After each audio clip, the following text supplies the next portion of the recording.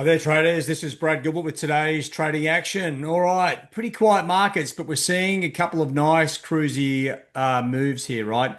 In particular on sterling, some of the sterling pairs, sterling Aussie, sterling Kiwi in particular.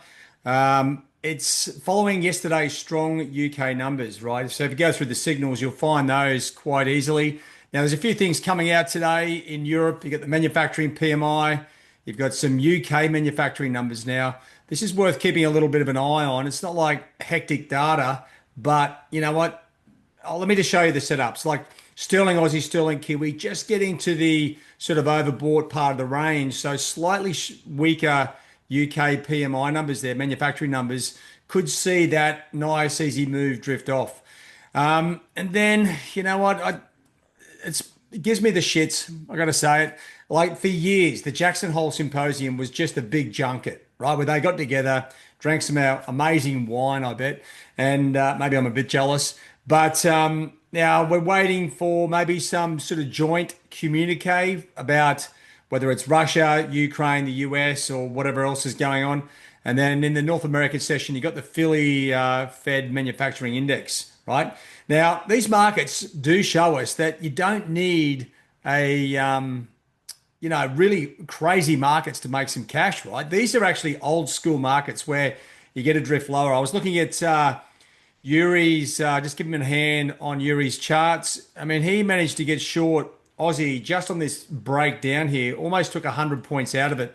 And I was a little bit taken aback because I'd missed that one, right? It's like there's cash here, right? You don't need to follow the major currency pairs. And if we do follow the trail of where things are, the manufacturing numbers, well, in the UK, let's just keep an eye on those, right? If you have got some sterling positions, because last thing we need, we had this about a week ago where we had some nice trades on. You get some data, peripheral numbers that actually slowed things down. I think it was one of the Aussie crosses.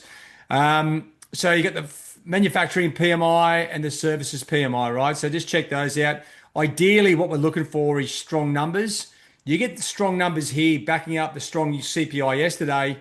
It's got to build a picture that, you know what, the UK economy is doing pretty good, especially in comparison to the commodity currencies, Canada, Australia, and New Zealand, right? So that's a few things to keep an eye on. If you haven't, if you missed the updates on the Discord earlier today, right, these are, if you're not on the Discord, right, you're really doing yourself a disservice, right? Because this is where you will get the updates on the trading opportunities. And you can keep it up to date with what's going on, right? And I've sort of mentioned in here about the manufacturing numbers. So that is your go-to for information. Now, these two trades, sterling Aussie at 23, it's around 50 at the moment.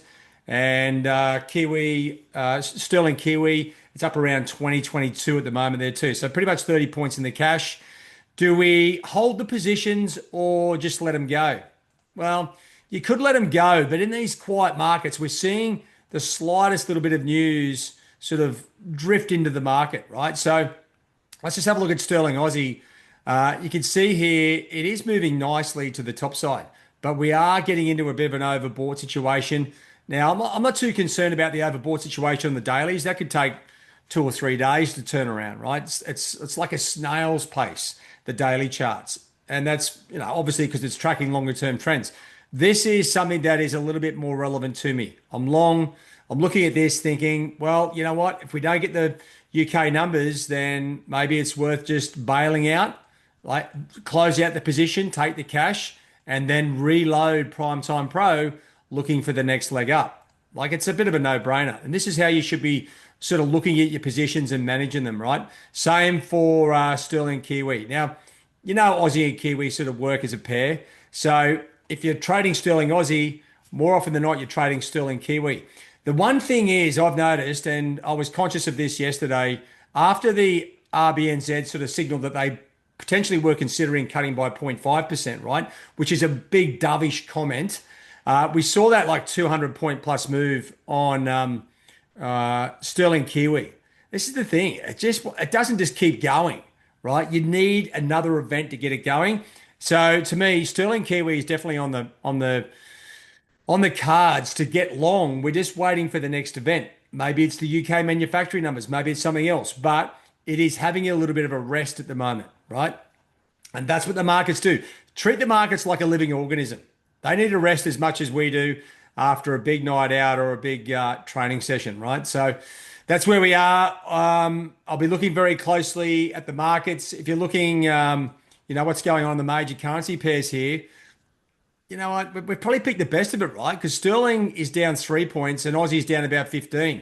That's where your 30 points is on the cross, right? So there's not much going on at the moment. Even the US equity markets, right? Everyone's sitting back waiting for something to happen. And if it doesn't, just factor that in.